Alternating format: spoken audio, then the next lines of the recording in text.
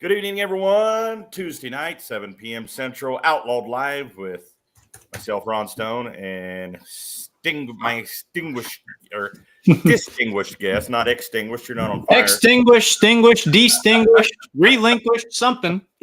You're not on fire. I mean, maybe you are on fire, but, distinguished. I knew that sounded wrong coming out of the gate there, but Mike Idle out of Bevier, Missouri. So welcome, everyone. It's Tuesday night again.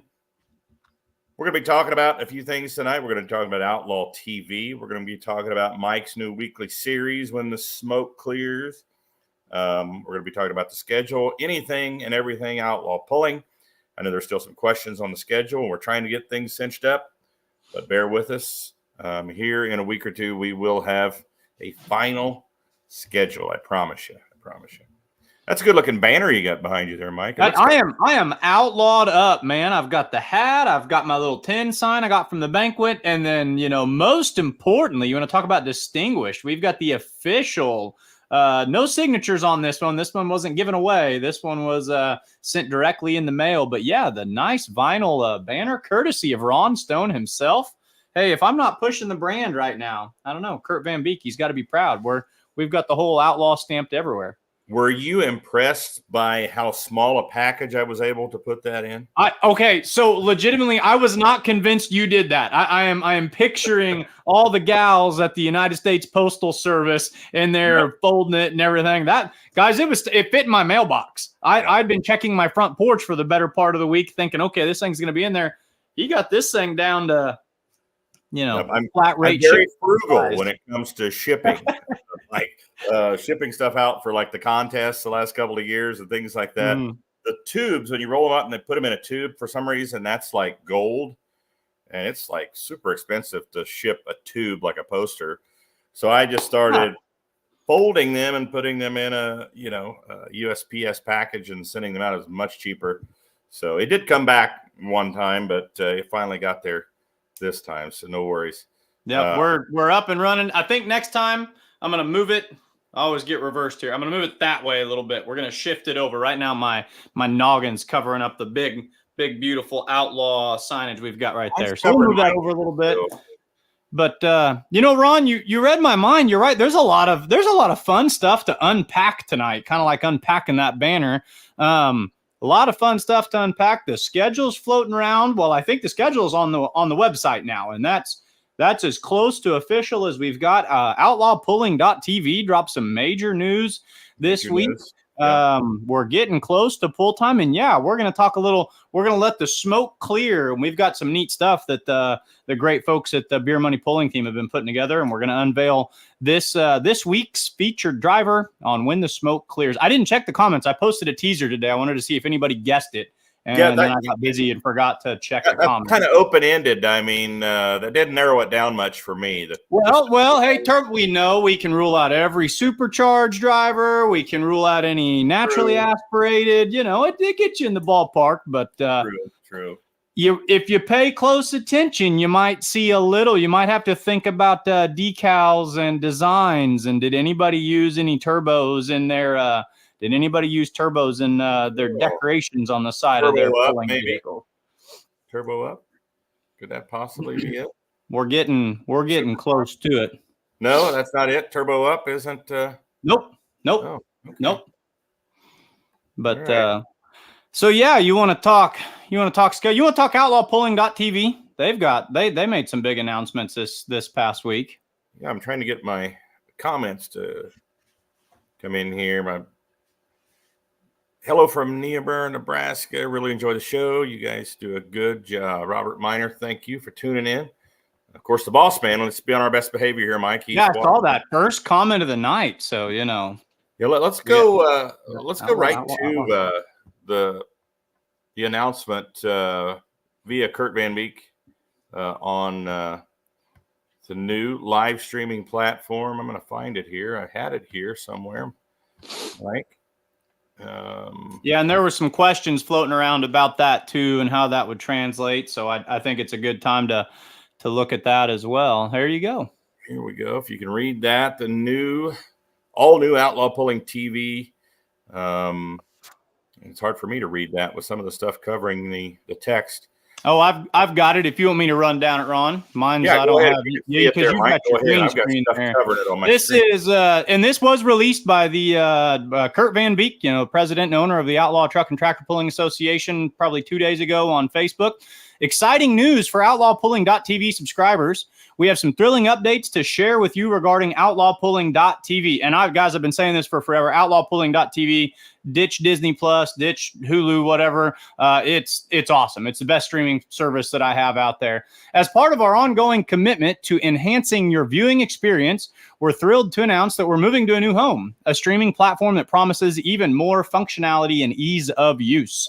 As a result of this transition, we want to inform you that your current monthly membership will be canceled in April of 2024. But don't worry, we've got some fantastic things in store for you.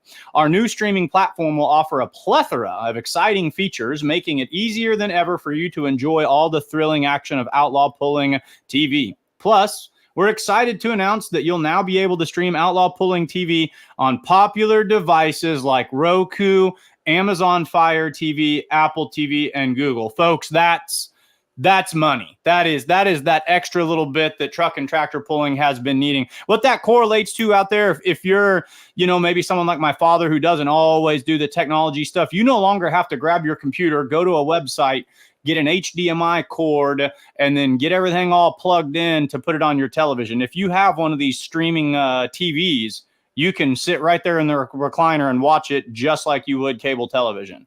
We're working diligently to ensure that the new platform is up and running smoothly by the end of May, just in time for the season opener in Ravenna, Nebraska, June 7th and 8th. We truly appreciate your continued support and patience during this transition. Rest assured, we're committed to providing you with an exceptional viewing experience, and we can't wait to share all the exciting updates with you soon. Stay tuned for more information and get ready for an electrifying season of outlawpulling.tv. Kurt Van Beek. So Good job, you Mike. can watch it. Like, we've got a Fire Stick. And Ron, I'm sure you've done this before. Let's say you got a big, well, you're always at the polls. You're the voice of the Outlaws, so you probably don't sit at home and watch them from the sidelines very much. But I know I'll give a great example. Lufkin, Texas, we had a watch party up in the attic where we like to hang out. In the attic?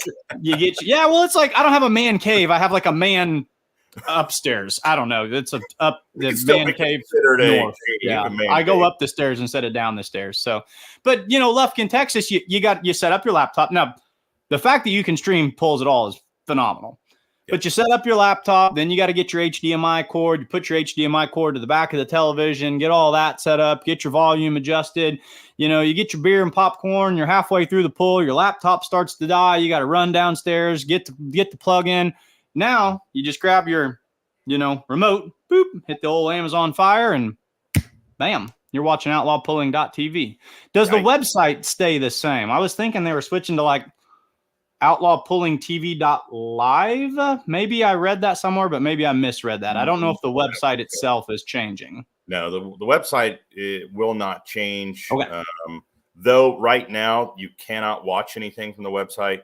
So that's something we need to make clear to those current subscribers to Outlaw Pulling TV. Your subscriptions will be canceled. So once the new platform is up, and we're talking in May before the season starts, we don't have a definitive date on that yet, but it will be in May when the new platform takes over. Then if you want to stay up to date and get all of the Outlaw events live, you'll need to go back in and resubscribe. And as Mike described, it will be easier. Unless you have a newer TV. Some of the newer TVs have computer settings in them where you can watch the old Outlaw TV from the old platform. But the new platform, you'll be able to use Roku, Fire Stick, etc. Through several different streaming channels. So, and you know what? When we had full pull TV, we used to be able to use, and we use the same platform. We used to be able to use Roku, and then at some point Roku put on some new fee or something, and the platform went away from it. But that's one reason. It's just everything costs money, and that in anything really, but in that industry, each little platform you're on, they want a percentage. So, but it will be easier. It will be more user friendly for fans to get on and watch. Like you said, they don't have to get the computer out and the HDMI cable and change the source and all that good stuff. So it should be a lot easier. And I think most people anymore are pretty well versed, I think. Yeah, it's the direction the world is moving, one way or another. And it's like anything. You spend half an hour with it and you're gonna get a basic understanding. I promise it's easier. It's easier. Another thing I want to talk about, new platform, but as far as I know, and I feel like I know the people, same production crew behind the scenes. It's still going to be, if you enjoyed the style and what it looked like and the camera angles and whatnot, it's not that we haven't shifted companies, right, Ron? It's just that the people that were producing this are now producing it on a different platform. Yeah, it's a different company as far as the platform. When you subscribe, your credit card is processed through a different company now.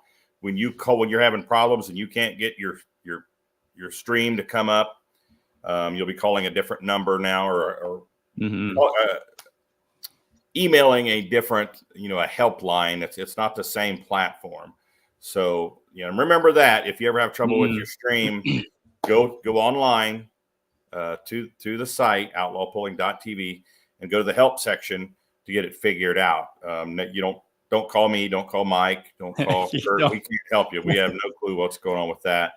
And they should be able to figure it out. But our camera operators that we've become accustomed to seeing at the track and some of our familiar faces, same crew, right? It's not like, this is not earth-shattering news that X group is out and Y group is in or whatever. You're going to see a lot of the same faces. The work those guys put in. Well, I'm going to show you a video tonight, and it's going to come from the same team out there. If I can figure out technology on my side, hopefully. But they do a great job, and it's nothing but good news for fans. We'll put it that way. Nothing but good news for Outlaw Truck and Tractor pulling fans. Dwayne White says, is the cost going to be the same? Yes, the cost will be the same or similar. I know some of the bigger events are a little bit more than some of the smaller events throughout the season. But yes, there'll be no changes in price. The mayor of Ravenna, Nebraska, Marty Samuelson, checking in, saying hi. Hey, Marty. Who the heck is this, Mike? Is this you? Let me be your voice. Speaking of announcements, do you need any announcers? Well, that is not me. Wait for the weather to get hot and capitalize on it. That's all I can tell you. So this is pretty big news. People, for those wondering out there, the current subscribers, what the heck's going on? I can't get any pulls right now. Nobody can. And unfortunately for me, I put together a lot of that video from the channel. I just don't have a lot saved. I have a lot of old video. So when it comes to producing this show, I can't put a lot of content up right now because I pull content from my subscription. So I don't have access to any of that at all. So the production crew does have access to all that video content. It's and I can't speak highly enough of it. And I started working with a lot of the people who produce it behind the scenes, and I didn't know they were producing it behind the scenes because I'm an idiot, I guess. But I would go on their show and I would say, "Oh, you guys, you've got to check out outlawpulling.tv. Like it's worth every cent. It's amazing." And they were laughing. They finally like, "Hey, Mike, we make that. Like, that's you don't have to sell it to us." But no, as an unbiased fan, I was a huge believer in it. The production quality is excellent. What it means now is you get to watch it straight from your television. Now you can still watch it on your tablet, laptop, phone, whatever, but it is going to be adaptable to your smart TV viewing devices, which just that's what you want. That takes it from an obscure online thing to a right on the television thing. Should make things a little easier for those folks that have trouble with that. Also, in saying that, I know my dad likes to watch this show on Tuesday nights, and sometimes he has trouble getting it pulled up on his computer. But if you go to Facebook and on the title screen on the Outlaw page, there's one Outlaw logo that is a circle. If that circle has a red circle around it, it's usually white, but if it has red around it, that means we're live on the show. So neat little thing Facebook's got going. You don't have to search for it. Just go to the Outlaw page, click on that circle when we're live, and you'll be watching the show. Yep, I just went and looked at it. It even says live in little red letters right at the bottom of it. So you know that we're good to go. Yeah, my dad, he's somehow set himself up with about 4 different Facebook accounts, and then he has to have me send the podcast to him the next day, and then he gets mad when I don't send it to the right one of his accounts. Well, he doesn't realize he's got 6 different accounts floating around out here, but we're going to make this stuff easy for everyone. That's our goal. Yeah. One new face that will be helping with production and with announcing is Mike Idle. We're glad to have him. We now feel like we have the 2 best announcers in the Midwest. The crew for next year will be the same, led by Jason Schultz and Mackenzie Teeting. Quality will be awesome. Very kind words, Kurt. I really appreciate that. Yeah, I kind of just jumped in and beat around the bush, and I never made any sort of official announcement. I never put anything on my Facebook.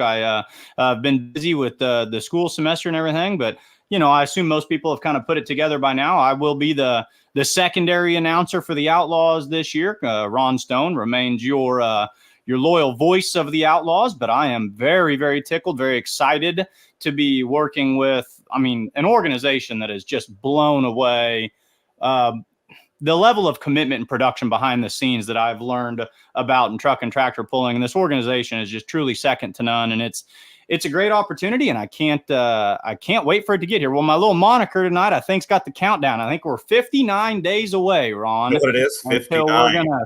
59 days away, and we kick off the season putting on a show together. Ravenna, we're going to be announcing side by side, I believe, at Ravenna. I think that's going to be a good time. I think that's going to be fun for us, fun for the fans. The pullers are chomping at the bit. 59, we're inside of 60. We're getting closer. It'll be helpful to have you up there this year. If that big storm blows in again like it did last year, I'll have another set of hands, another set of legs. Yes, you're excited to be chasing the Titan tire as it rolls away. Say, Mike, you're low man on the totem pole. Go get that tire. Well, no, it's all hands on deck when that stuff happens. The roof blew off the place, and I was grabbing electronics equipment and stuff, unplugging stuff, and running for the cover. So, no, it'd be great to have you on board this year, Mike. I enjoyed working with you. I'm sure it's going to be a great season. See, my pops got logged in. He said, "Thank you. That worked." Clicking on that circle. So awesome. That's a neat little thing Facebook has there, is that working with streaming platforms to do that. When Jason gives you a hard time and he calls you Ronald, see, he needs to realize he's actually alluding to a senior here. Are you Ron Stone Jr.? I did not know that about you. I am the second, my friend. The second, even. Ooh, you and Patty Mahomes, man. You guys just have that dignity to you. That's excellent. I did not know that. Learning something new. So the schedule's out there. Mine was way off. So Jason got a hold of me. He's like, "Hey, we need to start teasing the schedule." So I made a Facebook post, and I was like, "All right, June 7th and 8th, Ravenna, Nebraska, be there." And then I was like, "And the very next weekend you need to be," and I typed out what my version had. And I think Kurt commented, and he was like, "Well, actually, there have been some changes." So we do have some updates on that. Why don't you tell the folks, Ron, 14th and 15th, June 7th and 8th, we're in Ravenna, Nebraska. But then there have been some changes if you've seen some of the old schedules floating around. And there's one big change I noticed before I got online tonight, and I'm excited to talk about as well. The 14th of June, Norfolk, Nebraska was scheduled for, I believe it was the 28th. June 28th. I've got the old schedule sitting right here. It was June 28th. Was the weekend after Toma. It was a standalone pull. It was there. When I say standalone, it was out there on an island that weekend by itself. And of course, we always know if you can give a couple of hooks to the pullers, you're going to be more successful at getting more pullers to both those pulls that weekend instead of just having one pull, way out in, let's say, Norfolk, Nebraska. Sure, it's close for some of the local guys. So what we did was Cherokee, Iowa, backed out this year. They're for whatever reason, they're going to be unable to have their event. That pull was the night before Arlington. So once Cherokee pulled out, I looked at the schedule, and I thought that would be a perfect place to put Norfolk, Nebraska. So I contacted the promoter. They talked about it, called me back, said yes, they wanted to do it. That way, some of their classes that are also at Arlington, it will benefit those classes and those pullers. They get to have 2 hooks in the same weekend. And I think those 2 events are like 2.5 hours apart, within 2.5 hours apart. So fairly So close. drivers can then treat that weekend too, that 14th and 15th, as, almost a 2-for-1 pull, like you would at Ravenna or like you would at Whitewright. Pullers always love, if they can pull twice in 2 days, that's what they're after. And if they can be within 2.5 hours to a truck and tractor puller is nothing. So they can kind of, kill 2 birds with 1 stone with that. So that should work well. And some of the classes that will benefit that weekend: light modified tractors, light limited pro, super farm, and limited pro stock. It's going to benefit all those classes. They'll get 2 hooks. They're relatively close together in Nebraska. The second weekend of pulling. It also solved, and I don't know because I hadn't paid a lot of attention to, at one point there was some concern that the 4-wheel drive truck guys were not going to get their first hook until kind of deep into the early part of the season. But the 4-wheelers, I think, if I look online, are going to be hooking at Manila. Oh, no, 4-wheeler. The 4-wheelers are at Manila. Never mind. Excuse me. I was incorrect. The 4-wheel drives, the modified 4-wheel drives, are not at Norfolk. They're going to hook at Manila on June 22nd. So that was my mistake. Still, got them a hook before. At one point, they weren't going to hook until Rock Valley, I think. So right. Yeah. Kudos to whoever fixed that for them. Yeah. Well, that came to light actually on this show when we were talking about it one night. I thought we kind of discovered that one evening. So, yeah. So, well, that's why we do it, right? But yeah, so that's going to, what are the classes? Well, let's look at those first couple of weekends at Ravenna, and then the following weekend at Cherokee and Arlington. What are the lineups at each of those? Well, Ravenna, has a full schedule, 22 classes for the weekend, so 11 classes per session. They've added the semi trucks this year, the limited pro stock semis, pro stock 4x4 pickups, light super stock ag, light limited pro, super farm, limited pro stock, the alcohol supers, 2-wheel drive, and modified tractors. So. And diesel supers, are the diesel supers there? The diesel supers are there as well. Yes. At Ravenna. So you've got some of the big boy shows, at risk of saying that, I don't want to say that there's a big boy and a little boy or whatever, but you've got some heavy hitters in there, I mean. You're not going to offend anybody on this show, Mike. It's all right. Well, pulling is good at any class, but yeah, if you got mods, 2-wheelers, light supers, and diesel supers, and big pros, you got the pro stocks there. Yeah, sign me up. I'm going. Oh, 59 days. 59 days. I'm convinced already. Yeah, I'm. Oh man, one of our bigger pulls. It's a good one to kick the season off with. Norfolk and Arlington the following weekend, in Manila by itself on June 22nd. Whitewright, Texas, Thunder and the Lone Star, June 28th and 29th. That's going to be a big one again. That's co-sanctioned with the Texas. And this is kind of what you were talking about earlier too. Now Whitewright, which I feel you can almost always look at any organization schedule and you can kind of go down the schedule and pick out your cornerstone events. You can kind of say, okay, here's your Toma, here's your Chapel Hill or whatever. And I've always felt, even before I started working with the Outlaws, Whitewright was one that I always heard of and knew about. So now that Norfolk has been bumped up, Whitewright gets to stand alone and gets its time in the sun there by itself, which should be, kind of, I imagine how you would want it. When you've got one of those cornerstone pulls, you kind of want all eyes on that one. So that allows for Whitewright to shine in the sun that way. Yeah, we've got, destination events, Ravenna, Whitewright, Rock Valley, Wisner.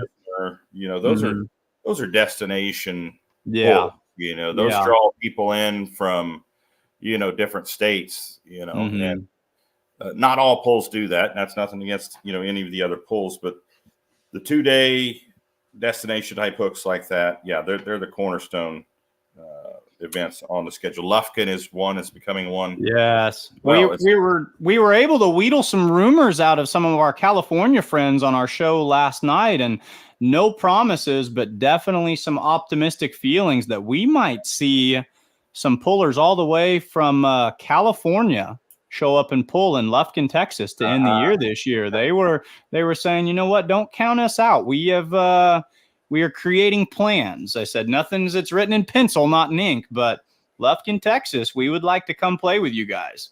So there's already one pretty well committed team coming to Wisner, I believe, from and Whitewright, twin engine mod and a single engine mod tractor are definitely coming. They've told me several times that they'll be coming to Whitewright, and I believe it was Wisner. So that will be cool. That will be cool. So that stuff excites me so much. Just hearing those whisperings and the rumors. Oh and, the who's doing. Oh, we're gonna come try this and stack up against our guys and their guys. That's I get a kick out of chewing on rumors like that, or more than rumors. But yeah, that gets you excited for the season for sure. Well, that modified team, the crew chief is Brant Sullivan. And I was going to say, I kind of started, I had a pretty good guess that's who you were referring to. And every time I see Donnie and Wayne, I always talk to him about it and kind of bug him about, might as well bring the Kentucky in and, the two-wheel drive, you know what I mean? And absolutely. So, absolutely. I'll never stop working on them. That would be cool. Get the Sullivan. It's only good for pulling, as far as I'm concerned, when you can have the crossover events and have people kind of dabble this way and that way, the fans eat that stuff up. Esden Lane, who needs no introduction, but he showed up at an Outlaw pull a handful of years ago. And I just set the western portion of the Midwest on fire, to think, oh, Esden, Dr. Diesel, the king of smoke, he's going to pull with us. And he's kind of been religious about it since then. He has his handful of pulls, and he finished. He was a points hook this year. I mean, he was in your top 5 or whatever, hooking for points. That's nothing but good for the world of pulling. Yeah, he kind of, was keeping a low profile there for several years. And I think he was, having some health issues. And he was. Yeah, like you said, he popped up there. Just, I think maybe there was a few outlaw pullers that knew. Say a Mark Ulmer. I think he probably knew that Esden was coming. But yeah, it surprised a lot of people. And was the talk of Wisner that year. That's just been 3 years ago, I think. That sounds about right. And then, but I feel like he's been to Wisner every year since then. And then he went to Rock Valley. And then didn't he hook at did he hook at Spencer last year? Did he go to the final hook and hook at Spencer? Testing my memory here. I'm not either did sure. or he didn't. I feel like he maybe did. And I think the app has been updated, so we wouldn't find it on the app. So that's good. Someone was asking about that the other day. They said, when will the app switch over to the 2024 season? Yep, the app has been updated. So standings, none of them, no standings. Yep. So yep, the app has been updated, so we can't go back and look at the history of last season now. We have a standings, or early standings. This is preseason, I guess. And the RLPS, I'm assuming that's regional, limited pro stock.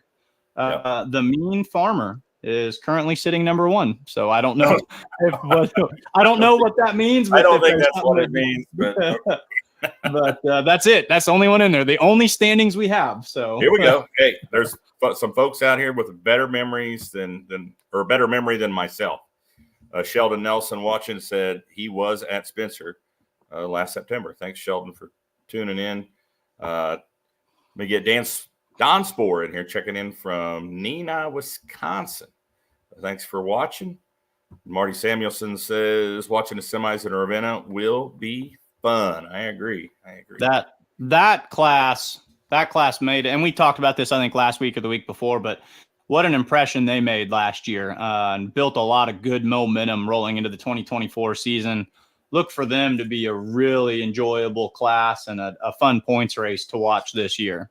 Yeah, the Richard Darr, there are rumblings, speaking of rumors, that he is building another truck in addition to the trucks he already has pulling, specifically for pulling. So any folks that followed that semi class with us, the limited pro stock semi class with us this past season, knows that Darr's trucks run. They're like the standard of the class for others to shoot for, the quality and the power that his trucks make. So another really good semi, most likely coming out of the Darr shop, going to be pulling with us this year in that limited pro stock semi truck class. Yeah, that's great news. That's awesome. Those semis, they can blow a lot of. They probably get the award for most. I'm going to try to create a really clever segue here. They probably blew the most smoke at any given show last year. I think, was it Friday night or Saturday night in Rock Valley, where they had one where the connection on the exhaust kind of came undone. And I mean, that thing rolled. That thing, you guys experienced the eclipse before everyone else up there in Rock Valley this summer when that coal cloud came out there over the. We didn't need it up there that night. It was cold as all get out. But yeah. His crossover pipe came apart and all the smoke blew underneath the truck, and the crowd loved it. I mean, yeah. Oh yeah. Yeah. Yep. That's, wild rides, wrecks and fires, that's what gets them going. So there you go. The outlawpulling.tv will be updated in May. So if you've noticed you went to watch a pull, and you couldn't watch it, that's why. Just stay tuned. As soon as the new site is up, we will let you know, and you can start your new subscription with the all new Outlaw Pulling TV. The app is now updated and ready to go for 2024, the 2024 pulling season. The schedule is very close. I don't think there's anything major on that schedule. But maybe a class change here or there, and I'm talking minor, maybe. So can we expect at this point, because I don't know how schedule building works, the dates and the towns, are those pretty much a lock? The only thing that would change would be potential classes, specific classes at each date or for the town. most part, yes. There could be one change of a town, but waiting to see the results of another town's decision on taking that night. So, and that's all I'm going to say about that, as Forrest Gump would say. James O'Harmon watching from Cedar Rapids. Jim Harmon. Thanks. They had a big antique or classics pull 2 or 3 weeks ago in Southeast Iowa. I was not able to make it out there. I was doing something. I was coaching that weekend. I had a busy weekend tournament. We were coaching that weekend, but they had a huge, like I'm talking like over at 4 a.m. type of huge pull they had. I've been to those. I ran a sled at an antique pool for 13 hours one day, night, morning. Yeah. That was an experience. You ran a sled one day for 2 days. Yeah, I ran a sled one day for 2 days. You got it. Yeah. They can do that. They can do that. Well, we're going to continue week to week, inviting a sponsor to come on for 15, 20 minutes, or even, however long they want to stay on. Honestly, we had a good time with Titan last week. Kim Bacardi came on, talked about the high points of 2023 and what all they have planned for 2024 and their sponsorship, Titan Tire, with the young guns. Going to be a great season for them. I've invited for next week. I've got Schaefer Dave with Schaefer Oil and Specialized Lubricants coming on next week. So he'll be joining us, Mike, for a little bit. Good. And he may stay with us the whole hour. Dave likes pulling as much as we do. So I can talk. We can talk. Ron, that's one thing you and I can do. We can talk truck and tractor pulling. So hour and a half, 2 hours. Last night we pushed a show out for 3 hours. We wrapped it up. We were done. We were done at 2 hours and 54 minutes. And Jason Schultz, being Jason Schultz, looks at me and he's like, "You haven't done a 3-hour show yet. So we're going to do a 3-hour show. So we're going to talk for 6 more minutes." And I'm like, "All right, man, let's roll." That's how it goes. I'm sure you've had similar experiences. I think we've gone beyond 2 hours before. I don't think we've ever hit 3 hours on this show. Maybe. I don't. I don't know. I think we've went over 2 before. Sometimes you get to talking about pulling and stuff, and if people are still watching, and you get on a roll, and yeah. Sometimes it gets that feel, where you're sitting on a truck bed with your buddies, and you're chewing on the what ifs and the whatnots, and the days gone by, and it can get rolling. That's for sure. Dallas Todd, super fan experience. That's a good question. I haven't heard anything from Case IH yet on that, so I don't know anything about that at this point. I have not heard anything about a super fan contest, but we'll be the first to let you know here on this show if that occurs, if Case IH comes back out with a contest for this summer. I will tell you that we're working right now on the Holganics Midwest, sweep for the summer. I'm not going to let many details out, but I will let you know it's going to be longer. There's going to be more than double the classes involved, and there will be double the prize money. So from 2023. So it's going to be a lot bigger, a lot more money. So keep in tune to that. That's going to be coming out very soon. As soon as we get all the details wrapped up on that, the Holganics Summer Sweep, Holganics Midwest Summer Sweep. And Kurt chimed in and said, yes, Case IH is going to do a contest. So he might have the details. I do not, as of this broadcast. So stay tuned, Dallas Todd. Maybe as soon as we get the details for that, we'll let you know about that soon also. That will, Holganics was a huge sponsor that was brought on this past year too. I mean, they were, I saw some of the things they did. They were very impressive. Yeah, it will be 11 classes this year, as opposed to the 5 we had for 2023. And it won't be $25,000. It will be $50,000 up for grabs in those sweeps for 2024. So Holganics Midwest, as soon as we get all those details wrapped up, we'll put out a press release ahead of the show, and we'll have somebody representing Holganics Midwest on the show that night as well. So stay tuned for that. That'll be a big one. Yeah, that's great. I'm piddling behind the scenes. I'm trying to get some videos and some pictures because I feel, my gut tells me, we've blown a lot of smoke tonight, but I feel like we're getting pretty close to that point in the show where the smoke is starting to clear. And when the smoke clears, you just might be looking at an outlaw. Ron, what do you think? You want to throw our featured driver up here and we can highlight? I can't wait to show this video. I'm probably just going to end up screen sharing. I was trying to download it, and there's a better way to do that and put it on screen, but I'm not that savvy just yet. I can hear all the people who've been trying to work with me groaning in the background, but your hint, guys, is turbo. This driver runs a turbo, and he displays, a final hint, displays a turbo on the side and weight box of the vehicle. If anyone has any final guesses for when the smoke clears, a featured driver tonight.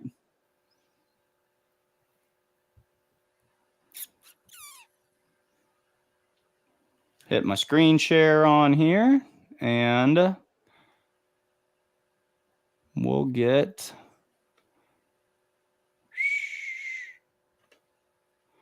All right. Can you see that, Ron? We got it. All right, ladies and gentlemen. So this is a brand new video put together by the Beer Money Pulling team by Kinsey herself. She is amazing. Hopefully this has sound and works, and let's check this out.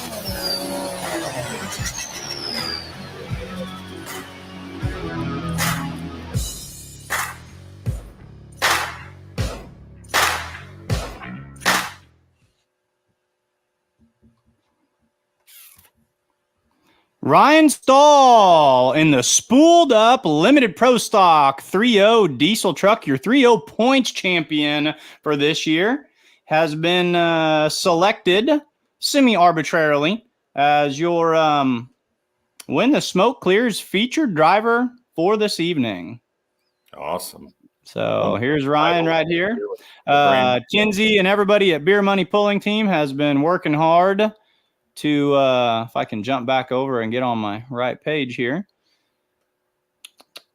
I got one more I think I can give you. Mm-hmm. And there's our picture of Ryan himself. 3.0 diesel truck. Got any good Ryan Stahl stories for the audience, Ron? Just that truck, even though it's like a 48, 49 Chevy body, that is, as of last year, the all new spooled up truck. He used to run a Chevrolet with a Duramax. This is his first time going out with a inline Cummins, inline 6-cylinder Cummins. So he ran a V8 Duramax, up until last season. So he said it was a completely different animal. So he's got a Chevy body on this, or he's got a GM body, correct? Yes. But now he's got the Duramax under the hood, I believe. So some information from Ryan, and we'll get all this posted on the Outlaw Facebook page, and we'll make this a little bit more seamless in the future.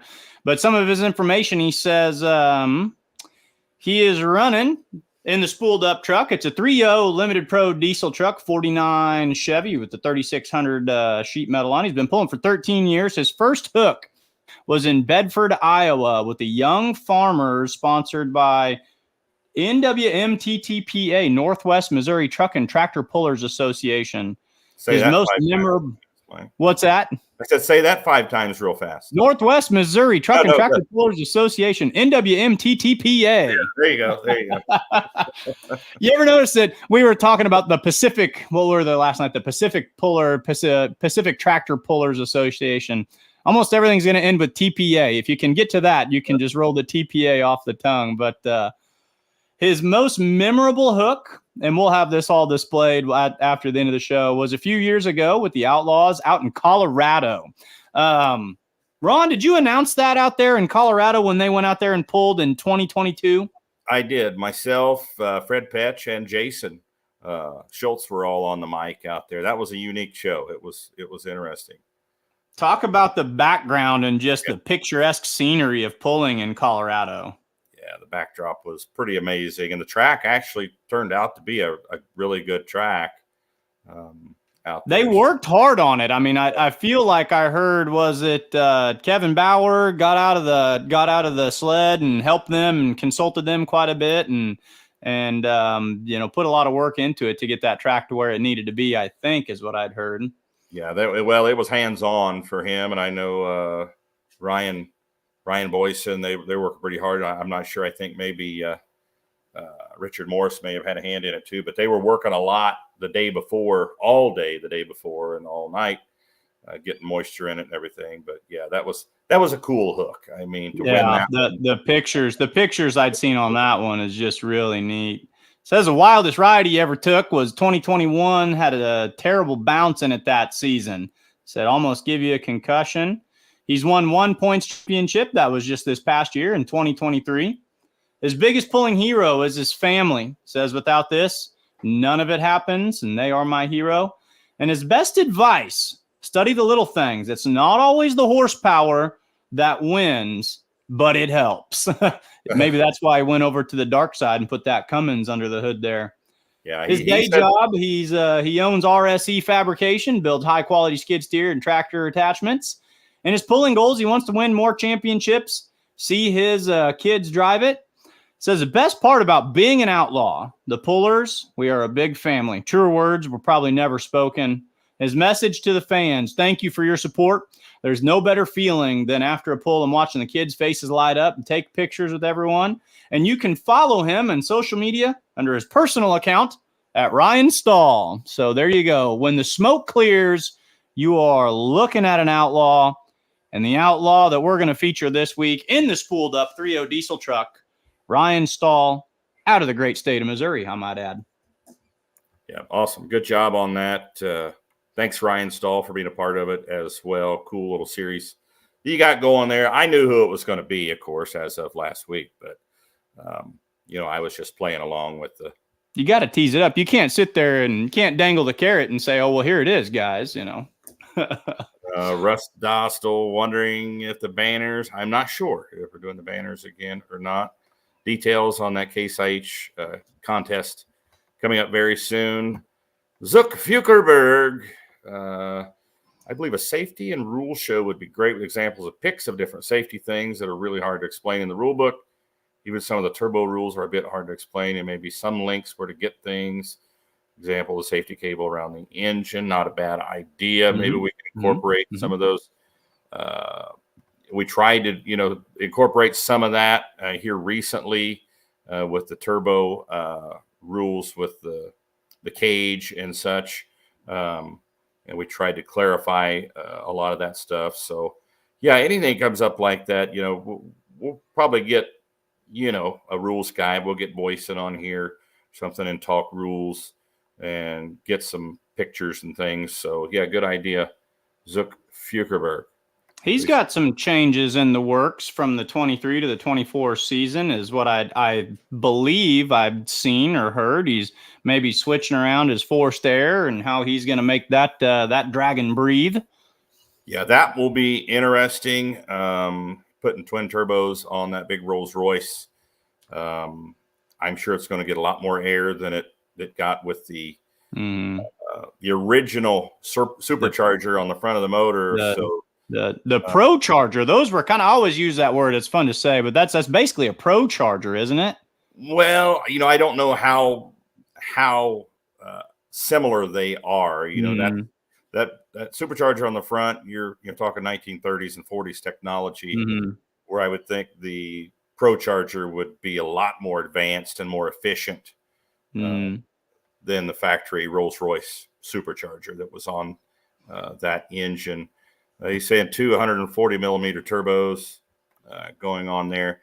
Speaking of that, is that one per bank? I'm assuming 2 single stage turbos is what I'm assuming. We're not doing a 2-stage 1-into-1. So we're going to put one on either side. I would assume that's the assumption he's going to answer here, but I'm sure that's what the plan is. But did you see the Top Gun tractor? Man, so all my buddies, my dad, and I were talking. First of all, cool. Just when you look at it, I mean, that's wild looking. Yeah. I get in over my head very quickly mechanically, and this is my big drawback and my shortcomings as a broadcaster or podcaster, announcer, or whatever. I know just enough about how things work to get myself in trouble. I can understand hypothetically how you can spin one supercharger on one of those V12 Allisons. How's he spinning that second one on the back? That confuses me. It's a good question. That's because I can understand you got the first one coming off the crank off the front, and then you can see they're connected, like the injector hats are going to open with the same throttle cable or whatever. Where he's turning that one on the back. I had the same question. And there wasn't enough pictures or video of it. I don't know if there is a gearbox between them. The back sides of those superchargers, maybe that connects them, something connecting them from the backside. That's the only thing I could figure, and I still couldn't get a good picture of that. So, but it's definitely interesting for sure. It's mean looking. It is, if nothing else, if you just want to drive it around and take pictures of it, it is a mean looking machine right now for sure. Yeah, well, kudos to them for doing that before somebody in Europe did. I mean, Europe always has the wild combinations these days, but that I hope it works for them. That's really cool. The other thing I like to talk about while we're talking about this, because this is something that it was Doug's tractor, Wayne's former tractor, that helped me to understand this. I always just assumed a V12 is a V12. Those Rolls Royces are notably, if not significantly bigger. I mean, the size of a Rolls Royce Griffin compared to like a V12 Allison out of a P51, those Rolls Royces are big motors. Those are quite a bit larger. pushing 2,400 cubic inches. Yeah. The Allisons are just over 1,700. But yeah, I mean, it's super cool to have those motors around still. I know a lot of the boat racers used them and threw them away. I mean, they would blow one up and throw it away, I mean, but they were so cheap after World War II, the surplus, they had so 350 bucks. You could pick them up for nothing. So yeah, they treated them like they were disposable power plants in the boat racing world, So, but it's cool to still have them out there. And I think a Doug or Zuck, I should say. Sorry.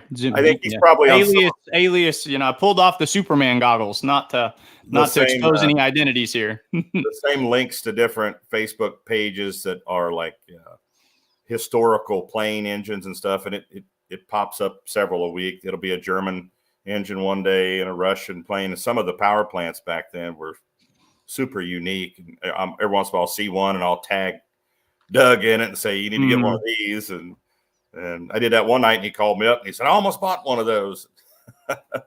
But speaking of, unique power plants and tanks and all people named Doug, how about the Patriot? I want to hear you make a bold preseason prediction. Is that thing going to get cleaned out and come to life and make a handful of impressive, pretty passes this year in the light modified division? My whole synopsis of that engine, once I saw it, I thought they get it figured out. They're going to be one to contend with. I think, I'm not sure how many people he's going to have driving it. It seems like he has 2 or 3 different people driving it.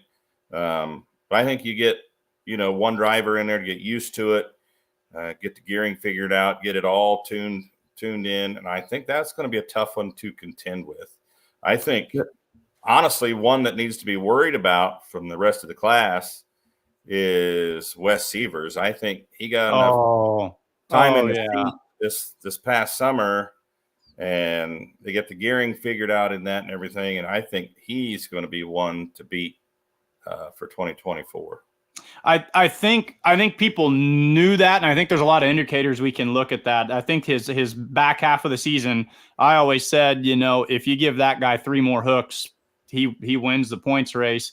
And then that was a new tractor with a new setup, and the rules committee on that, they didn't really know at the time where they were going to go with a diesel setup, but they pretty much locked it in that his setup was kind of where they were going to leave it. I don't remember if that was the size of the turbo or you can't put 2 turbos on, but whatever it was, they kind of looked at each other and they said, hey, we better not give him any more, because we give him any more, he's already a good enough driver and a good enough engine builder. Like I think I said this on a show before, the Ott boys went 1 and 2.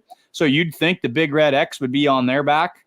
The Big Red X feels like it's on Wes's back. He feels like the one that everyone's going to be gunning for in that class this year. But yeah, I mean, we've seen that engine, be so competitive and successful in the limited pro stock class. It's basically a limited pro tractor engine.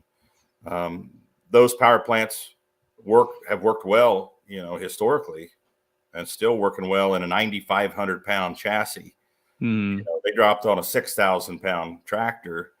So was probably a little bit of learning and figuring out to do with that. But I think once he got a hold of it and handled it, I should say, I think he's going to be one to beat. It's going to be a fun class for sure to watch. It's a fan favorite. The people, so a lot of people that I associate with, they either don't watch pulling or they've been really, really into other organizations. And when they come and watch the Outlaws, they walk away very quickly talking about that class. They said the variety, that's something we miss. The speed, that's something we miss. The horsepower, you hear the words like the words that you hate, like light and limited. They thought, well, we didn't think that class was going to produce that much. And they said, no, man, that thing is producing all the power, the rides, because it's 6,000 pounds too.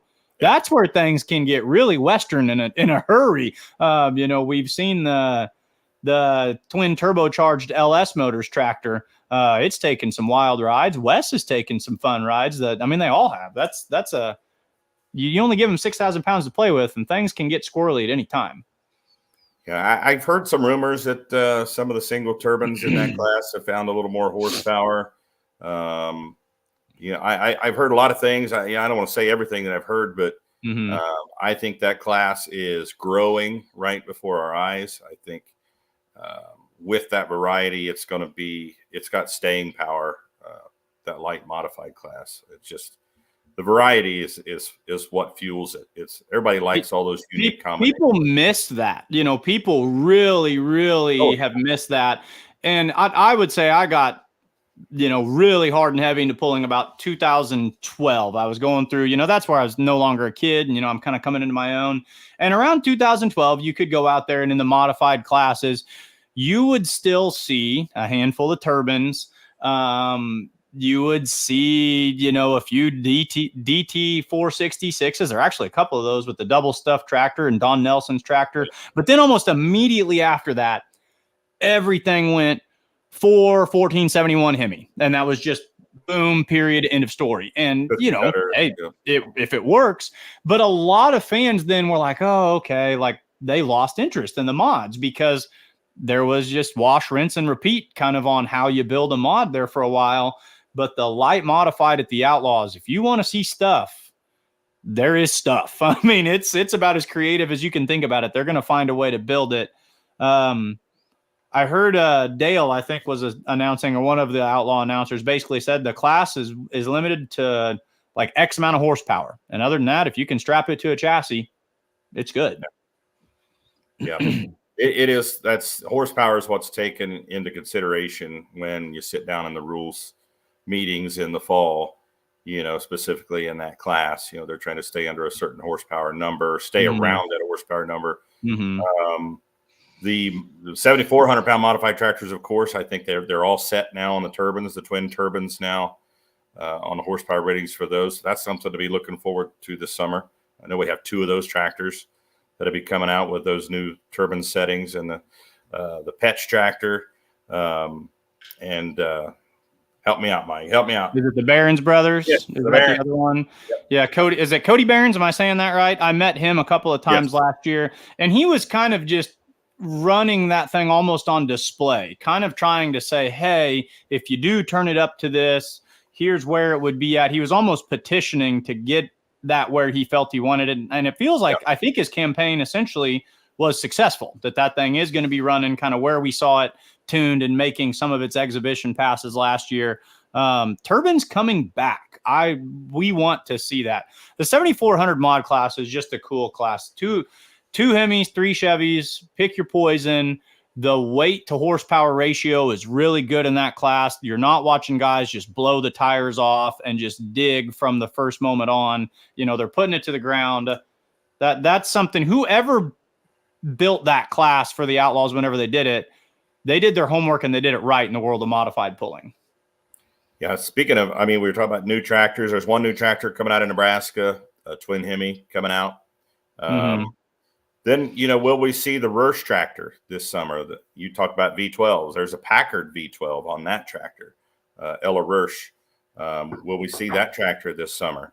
That one went boom in my hometown. That one went boom in Macon, I think. Didn't it suffer some catastrophic damage or some big damage at I think it had a reputation for catching on fire week out. So I don't know. Many places it did that. Here we go, Mike. You can get involved in pulling right now and get to driving. He says he has a 1790 Continental V12 and a chassis if someone wants to build a light mod. There you go. Talk me into it. At this point, people keep giving me a hard time. They're like, oh, well, don't you want to drive one? Don't you want to drive one? And I kept saying, no. What's the worst that could happen, Ron? Might as well. Ron grimaces because he knows exactly what the worst he says. Yeah, I'm afraid I'd have to say yes. I would. Actually, Bodie Ott told me a few years ago that he was going to let me drive one of the Allisons one time. I never did chase him down on that, say that I was ready to drive one. But You guys have seen the irreversible damage that I can do just by putting a microphone in my hand. You don't want to put a throttle in my hand. Okay, I already do enough damage just from the crow's nest. You don't need me down on the track.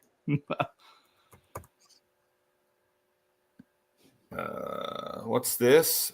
Here Zuck is stirring up trouble and fueling the rumor mill here. Okay, no, I'm glad he brought this up. This has been a big hypothetical what if, something I didn't know the answer to. And I was always curious. There's the answer. Can you, and why hasn't anyone ran a twin Allison with the Outlaws in the 7400 class? And the Bollingers, my dad and I used to always say, like, hey, if you could ever convince people to cross rivers and borders, like, get the Bollingers, because Top Gun, that'd be a heck of a class for that one to compete in. So would they be completely legal? Twin Allison, 7,400 pounds, that would be within the rules? And I have to read the rule book, but I think we opened it up to that a few years ago. I know a little bit of history on this, and I know that Bodie was chasing down a chassis. And yeah, I don't want to give away the whole thing because, I hear a lot of conversations that aren't supposed to be public, so I have to be careful. Here's what I want to tell fans. If you've heard the Griffin Growl, or if you've heard any of the Outlawed tractors, if you've ever heard one V12, you're hearing some of the prettiest music in all the world of truck and tractor pulling. Yeah. If you hear a twin V12, you hear two V12 side by side. Brian Fuller is correct. There is almost no better sound. So just from a marketing standpoint, hearing those things singing a tune side by side, it's the best sound in pulling. Bill Prince out of Canada, just another invader. He has twin Allisons, and they have pulled with us with those twins. But yes, you can run twins. I think the difference is like injection, carburation. And boost. I think it gets a little intricate when you get into the rules of how you feed those beasts when you put two of them on there, as far as the outlaw rules. So someone was asking me for next week, Mike. Someone was asking me this question, and it's one I don't know the answer to, because it was the coolest looking modified that ever existed. When Don Nelson had the Brent Long motor plus the twin Hemis on the back, that's just was too cool for school. Was there an adjustment to the rule book made to where he was not able to run those, or did he just decide it runs more consistently, it's easier to work on just with the alcohol motor alone and not worry about the blower motors? Yeah, I don't know what the rules were at that time. That was before I came to the Outlaws, so I'm sure it was a little more open to a combination like that. Definitely that combination would not be legal now. Would that be over a horsepower limit, or what? Just because of, well, I guess if you're limited to two Chevy or to two Hemis, that doesn't say two Hemis plus a stinking light super stock motor as well. Two Hemis is two Hemis. Well, to give you an idea of the power of what that DT 466 is making, I mean, Donald's other tractor has one on it. Right, that's what I'm saying. Yeah, exactly. Competing against the twin Hemis, so he's right there in that 6,000 horsepower. And that 6,000 is kind of the magic number in that class, or even the cap number, isn't it? It's trying to stay around that 6,000. So that's kind of your magic number. Yeah, your range. You know what? It gets different with different combinations, because some combinations make more torque. The turbines are a little different animal too. They can't, when you pull back on a throttle of a turbine, it's pretty much over. You can't, get back in the power. They're just a little different animal with a lot of RPM. So torque, horsepower, these different combinations are a little bit different. So they're not capping it just specifically on horsepower. Yeah. But they have a general range that they're looking to say, this is how we're going to make this a competitive class across the board. If we can kind of bank that everyone's around this, then we can start building our class from there. That's a smart way to do it. I have the rule book here, and I'm going to see if I can find, just since we're talking about it. Oh, I'm all about it. I want to, here we go, rule book. download again. Yes, I had it in my phone already. I should have just. Yeah, Brian Fuhr. We're just talking about this tractors. That's why we're talking about Allison's right now. Yeah, but really, for people just tuning in, it doesn't hook with the Outlaws. Someone send them an invitation, but go look at it because it's an amazing looking piece of equipment. Very cool. Oh, did you see this, Ron? David Prince is going to make some Outlaw hooks this year. Is that the one you said with the twin Allisons? Yeah, they have the twin Allison, which they'll pull an engine off and run it in the light modified class. Uh-huh. And they'll put the other Allison on to pull in the 7,400-pound class. And they also have a single Allison tractor as well. They pull in a light modified class. I think it's called the Warhawk. Somebody help me if I got that wrong. I'm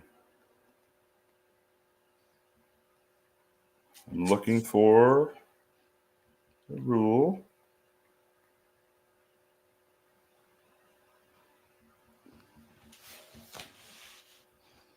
There was also, and I'll kind of just talk to the folks while you find that rule right there, but talking about people who switch back and forth between the light modified and the modified class, which some people get, they didn't like that. There was a time back in the 80s you could run 5, 7, 9, and 12,000 modified and just keep adding engines all day long as you could maintain them. Then people got burnt out on that. I think that's a neat idea personally. I think if you're going to jump classes and compete in more than one, I think that's really, really cool. And there was a competitor who did it with the Outlaws this last year who would pull, it was a 2 Hemis sat out front, sat kind of at an angle, and he would pull one off every great once in a while and run it in the light mod division. I'd look his name up, but our app is being updated at the moment. Okay. Yeah, it is the Warhawk. Cole Lindahl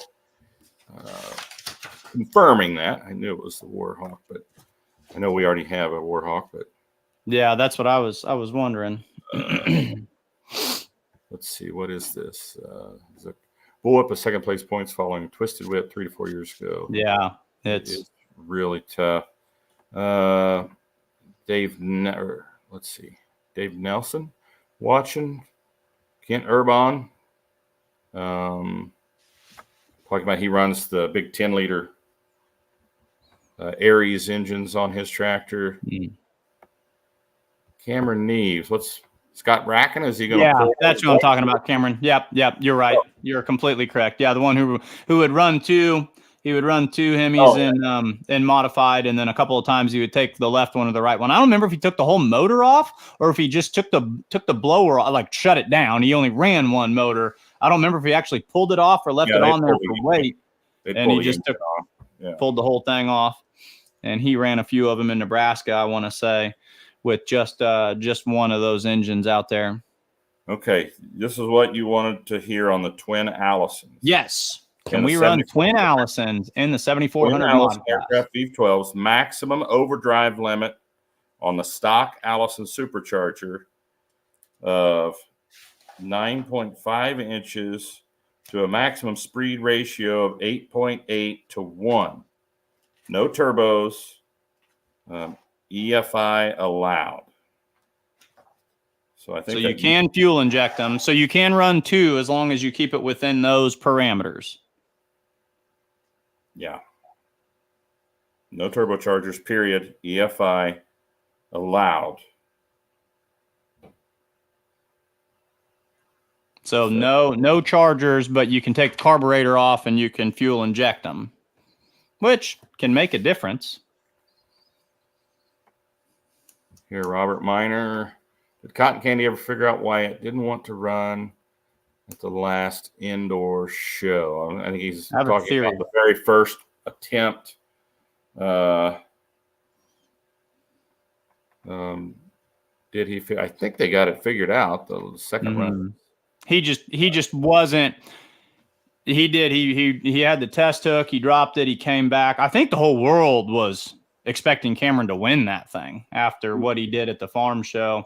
He's watching. So he'll comment. The track, from a fan's perspective, the track at the truck show looked notably too significantly. It's the second time I've said this in this show. It looked notably too significantly different than the track at between the National Farm Machinery Show and the truck show. The truck show track looked like it behaved very differently, and that looked like that played into the hand of the way some of those modified tractors that performed one way at the farm show then performed the second time at the truck show.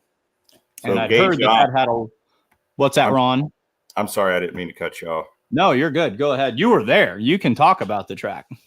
I'm going to go back to this Allison. And Gage got chiming in saying the 7400 Allison rules is the light mod rule times 2. But the light mod rules, Gage says Allison V12 aircraft engine limited to 9.6 to 1 supercharger, overdrive ratio. I think we need to clean a couple of those up a little bit, maybe. 1 carbureted gas Allison. So I think on the 7400, instead of the period, I think I should say or fuel injection. Good.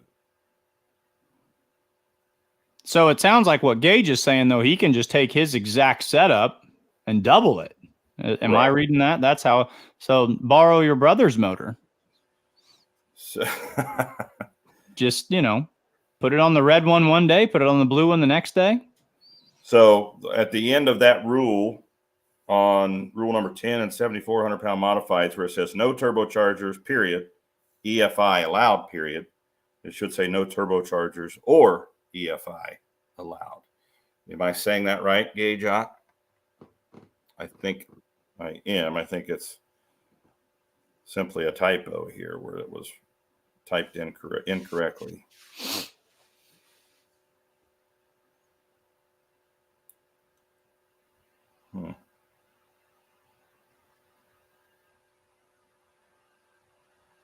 Either way, here's my conclusion. If we saw a twin Allison pulling in the mod class, that would be cool. Yes, and there is just another invader. If he comes and pulls with us this summer, you'll definitely see a twin Allison. And they're in line. They're not side by side. There's one in front of the other. Are they stair stacked a little bit? Yeah. 2 different clutches, like back in the day, like the old rambunctious tractor. Yes. Yep. Speaking of unique, late Sonny Martinez Mexican being the only mod around with a foot throttle. Yep. As well as his truck, his 2-wheeler. Cameron Neves answering that question. Track was different than we anticipated. I should have drove more aggressive the first hook. We decided to drop and run again and drive different. Starting line was harder than a usual National Farm Machinery Show track. It looked that way. From my limited assessment abilities, it looked, and I'd heard that the timing of the show was much different and the preliminaries were much different and the ability to put water into the track because of the circumstances. But 2 shows, 1 venue, 2 different tracks. It makes for, makes for something new, makes for something unique. It's not necessarily a bad thing. But yeah, that's what looked like what happened with Cameron. That would have been my guess. Yeah, it got really out of shape on his first pass too. Like it was hooking and unhooking, and the chassis was twisted around. Exactly. Well, like it was hard, and he was almost fighting a hop a little bit, Brian Fuller, thumbs up on the carb to Allison. So yeah, if anybody's out there building an twin Allison with EFI, better take that off, put the carbs back on. Written incorrectly in the rule book. Michael Pellman, keep up the good work, guys. Thanks, Michael, for tuning in. And I want to say before I forget on here, I don't want to end this show without saying our condolences, prayers going out to Brad Zeck family. Passed away last week. Of course, he's an 8,500 light limited pro stock driver from Nebraska, the Dark Horse International. He was looking forward to driving this year. He had some surgery early last spring and early summer where they had to take part of his leg off in surgery. But the doctor gave him a thumbs up to come out and pull this year, but had some other medical issues that came up. And unfortunately, we lost Brad last week. So condolences to the family. That funeral is this Saturday. So rest in peace, Brad Zeck. Mm-hmm. Well said. Well said, Ron. Yep, absolutely. So a lot of good, got a lot of pullers watching tonight. So I know that's been fun. It's been like, who are we going to interview? Well, we'll just start throwing out. It's like we'll just throw out the questions and just let these guys run the show for us, which they are the showmen. You can't have the pull without the pullers. So, it's like preseason. We'll talk and they'll pull and we'll all get in shape and get ready to go. I want to go through comments here. There's 1, 2, 3 pullers there just right away. 4.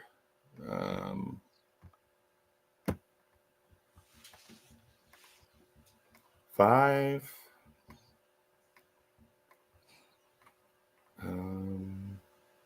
Yeah, at least 5 pullers that are commenting. There's 6. Yeah. So yeah. Kurt Van Beek, he's not a puller. So yeah, at least 6 pullers commenting tonight. So thanks for tuning in, guys. We appreciate it. What else you want to talk about, Mike? I mean, we're already past an hour. We can do whatever we want here, right? Mm-hmm. It's your show. No, it's 59 days. I wanted to make that my tagline for tonight. 59 days. And don't double check that. I teach English, not math. Counting is hard. Just know that we're getting close, because I know I probably met. Oh, actually, it's 57 or 68. I don't know. When I did the quick math before the show, came up with 59 days till the first show. You can feel it. I mean, when you got pullers watching, pullers are talking about stuff. Me and you are like just kids in a candy store, just bouncing up and down, waiting for pull season. We've got pulling fever. But Ravenna, Nebraska, I truly believe is going to be an awesome way to kick off the 2024 season. It's a 2-night show. It's right in the heart of outlaw territory. What'd you say? 22, 11 different classes, 22 hooks, something like that. 22 hooks total over the weekend. Yep. Yeah. It's going to be a good show. And then from there, it's off running. I've never done a full season in any capacity. And is it a sprint or a marathon or a sprinting marathon, Mr. Stone? A little bit of both. A little bit of both. You get into mid-July through mid-August, and yeah, it's you kind of become a carny going from town to town there. Yeah. But I've got to interrupt you here, man. We've got some breaking news. We need a news flash on here. We need some graphics for a news flash or breaking news. Gage Ott says the Foreign Affairs tractor has made its way back to Nebraska and will be out this summer. Gage, we need details. Who's got it? Any changes made to the tractor? Of course, that tractor won the points a few years ago. This is a turbine, right? This one's not an Alice. Yeah. It's a twin turbine, side by side. What I thought, yeah. Turbines. Yeah, he won the points with that tractor. The first season we brought the light mods back in and started a point series. And yeah, that was Big Brother though. Gage, we want details. We want deets here, man. And Zip, which tractor is this? Gage V12. They have a conversation going on here that I'm not privy to here. I'm not sure what he's talking about. Which remark? So wow, that light mod class is just getting bigger and bigger. Yeah, and I mean, not only is the variety and the competition great, but truly the numbers. I mean, we're going to be flirting with 12, 15 more. I mean, if you really stop and start counting them, I mean, maybe that's a little high, but maybe not. I'd say we're easy. We're easy in the double digits. So that's what pullers want. That's what fans want. Sometimes there could be an occasion where some of the Illinois, the ITPA guys, their light mods could come over and play with the Outlaw light mods. The rules are similar enough to where they could come play. Gage says it will look completely different. He'll let the owner announce it. Okay, fair enough. But that's awesome. That's awesome. You still have that's great. The single engine chassis that you were trying to sell there? Gage, that question was for you. Marty Brendan Curtis, currently stationed working in Norfolk, Nebraska, needs to buy that chassis. My brother-in-law, Brendan Curtis, throwing it out there right now, needs to buy that. This is a completely different. Marty Samuelson sending out condolences to the Zeck family. Yep. Well said. Thought Foreign Affairs was sold and parted out. I was wrong. I knew it was sold, and I knew it went up to the Northwest, like Washington State or something, but that's cool. It made its way back home. Okay. All right. Oh, they have a deposit on the single engine chassis. Mm-hmm. And is it staying in the area?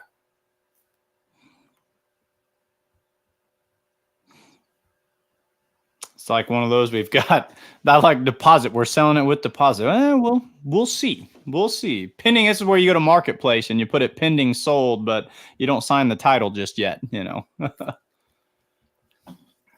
So all kinds of breaking news here. Yeah. Tonight That's what's fun about Outlawed Live. This happens more than like, this is not the first time this happened. We'll get to just, you know, chit chatting about truck and tractor pulling. And like, as the show progresses, like stuff hits the news desk and, you know, they come forth with it, or it happens while the show goes on. So we get to find out about it at the same time you as the fans do. That makes it live and unfiltered.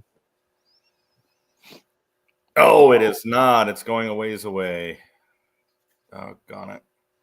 Well, the Foreign Affairs tractor is coming back, so that's another addition to the light modified. Didn't work out. Okay,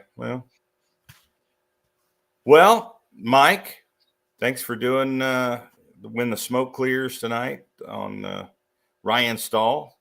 Very cool. So Ryan, we'll put that. Ryan, if you're watching, or if he listened the next day, or anyone knows Ryan, we'll put that on the Outlaw Facebook page, maybe tonight or first tomorrow morning. We'll tag you, and you know, any pullers, if I've reached out to you and you want to be a featured driver on When the Smoke Clears, reach out to me, reach out to the Outlaw Facebook page. I tried to add every single Outlaw puller on Facebook. I want to feature anyone and everyone.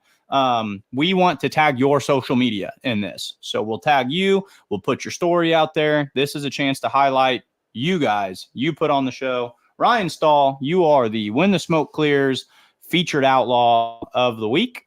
We'll put you out there, tag you. If you've got a Facebook page, if you got a spooled up Facebook page, we'll tag that. All your buddies can see it. And all other forms of social media as well. Yep. I'm told that's the job. That's the goal. We're growing, pulling, and this is the big new platform where we do it. All right, Zook Fukerberg. Thanks for watching, Zook. Yeah, that's, you know, I thought about something, the hero card you showed there.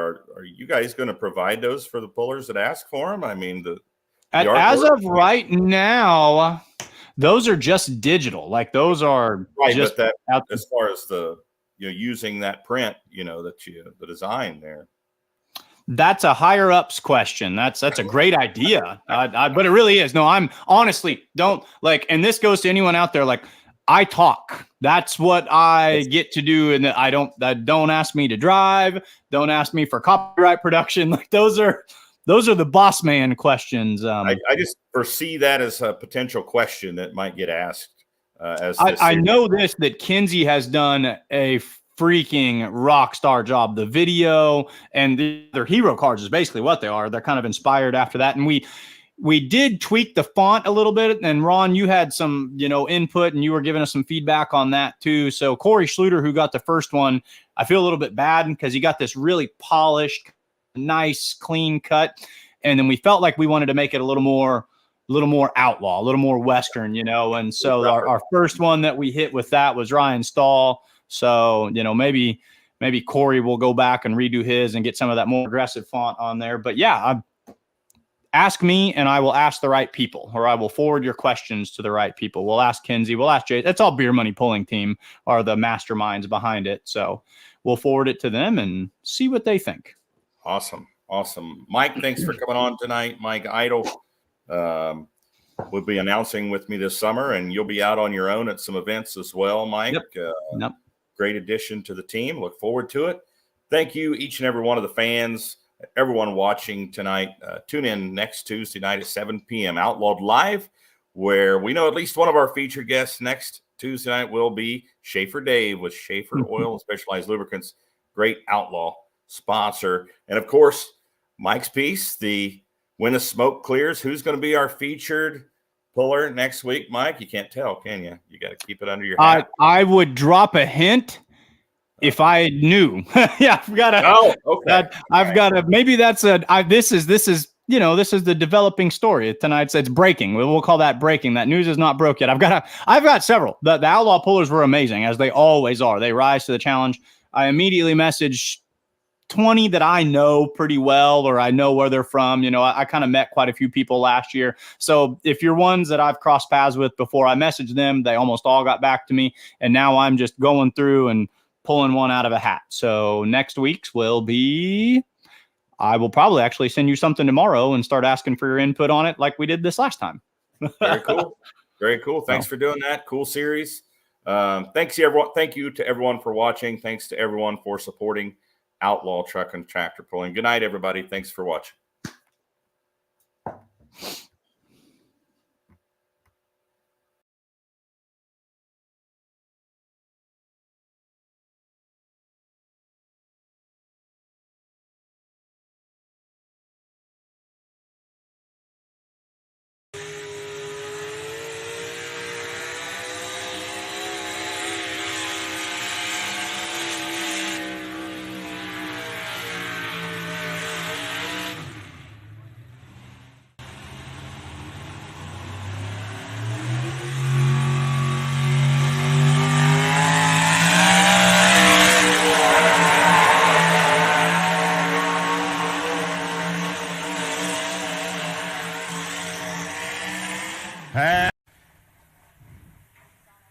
Got to get past 312.89 to take out the points leader. George Byers sitting in the top spot. Here comes Jamie Yankee. Moving on.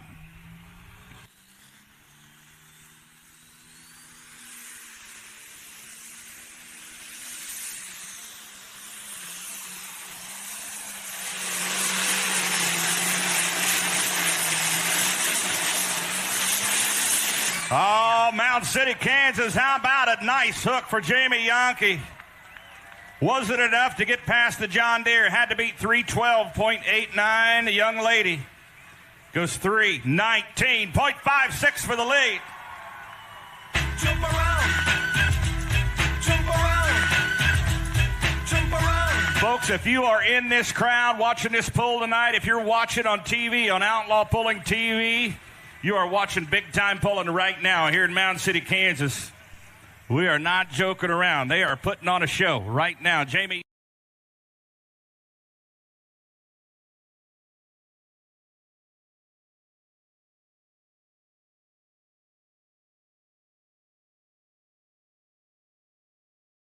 Maybe. Now, he got down there, looked like he was going to stop, and he just pulled some extra traction out of his pocket and kept on going. I like the way he carried that front end, and when he kind of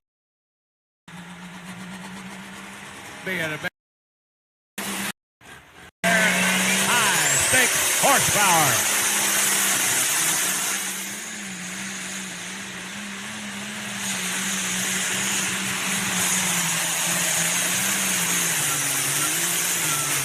Wow. hey, maybe. Now, he got down there, looked like he was going to stop, and he just pulled some extra traction out of his pocket and kept on going. I like the way he carried that front end, and when he kind of laid it down, he found some speed. Sometimes I like to carry that front end, and then when they put it down, they just run with it. Kind of find that torque and just say, we're not stopping yet. Yeah, Gary's the 2021 points champion with the high stakes horsepower. Had to beat 377.69. He goes 373.95. Puts him in the number 2 spot. Does that give us 3 deers sitting 1, 2, 3? We're going to